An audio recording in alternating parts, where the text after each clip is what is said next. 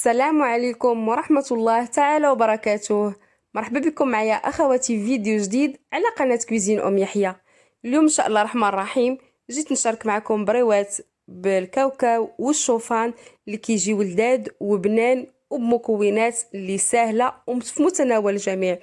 كنتمنى نتوما كتشاهدوا هذا الفيديو تكونوا في افضل الاحوال وفي صحه جيده ان شاء الله يا ربي. ولا كنتي اختي اول مره كتشاهدي القناه اشتركي وفعلي الجرس باش توصلي بكل جديد، وما تنسونيش من لي لايك ديالكم وتعاليق المحفزه لانها كتشجعني وتعطيني دافع قوي باش نستمر.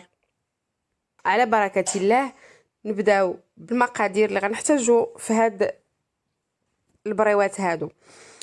بالنسبه لهاد البريوات عندي هنا خديت نص كيلو اولا 500 غرام ديال الكاوكاو من بعد ما حمرته في الفران وحيدت ليه القشره ديالته ونقيته على هذا الشكل هذا.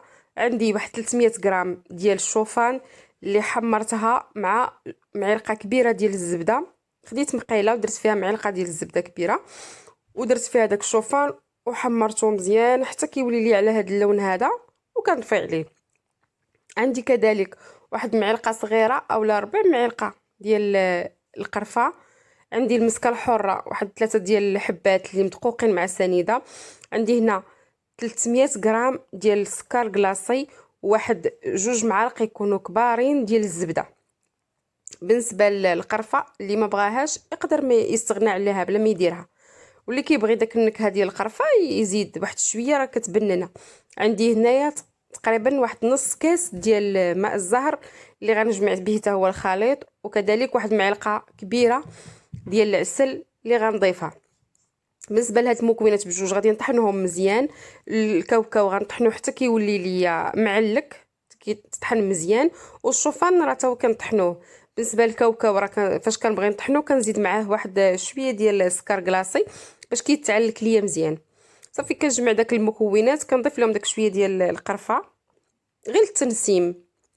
زدت داك كذلك المسكه الحره وزدت هنا معلقه ديال العسل وداك 2 معالق كبارين ديال الزبده من بعد ما ذوبتهم.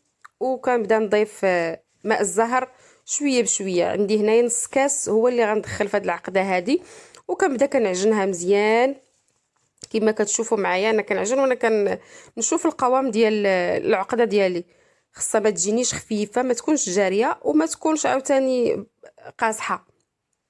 وكنبقى ندلكها مزيان وكنعجن فيها حتى كنحصل على واحد العقده اللي ناجحه معايا على هذا الشكل كما شفتوا. من بعد كندوز كنكورها هكا الكويرات. بالنسبه للحجم ديال الكرات الا بغيتو البريوات ديالكم يجيوكم كبار راه كتكبروهم، بغيتوهم يجيوكم متوسطين راه كتصغروا الحجم ديال الكره. انا هنا بالنسبه للكويرات درت فيهم 14 غرام في كل كويره، درت فيها 14 غرام. والورقه خديت الورقه انا الصغيره هي اللي غنستعمل. من بعد ما قطعت الورقه ديالي على هذا الشكل هكا فرقتها وكنوضع داك الكويرات في كل شريط كما كتشوفوا معايا. صراحه هاد العقده هذه ديال الكاوكاو مع الشوفان كتجي زوينه وواحد المذاق اللي فيها لذيذ بزاف. صافي كنبدا كنطوي هاد البريوات ديالي، كندير داك الكويره هكا وباش كتجيني البريوه واقفه ما كنبسطهمش مزيان. يلا كنبدا نطوي، كنبسط غير واحد شويه كنبرك عليها وكنبدا نطوي الطويه ديال البريوه كما كتشوفوا. وغادي نلصقها في الاخير باش نجمع داك البريوه ديالي غنديرها غير بالماء والدقيق بها كنلصق. صافي كنبقى مستمره بالكميه كامله اللي عندي حتى كنسالي داك الكميه اللي حضرت.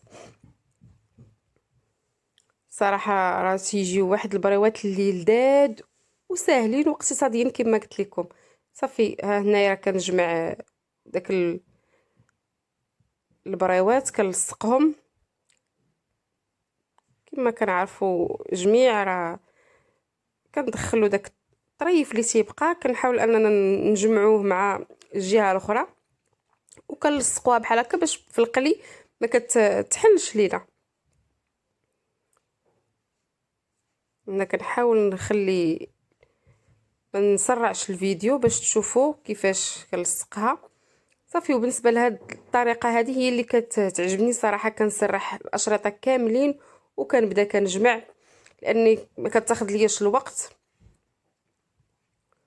وكنسالي الكميه اللي حضرت بسرعه.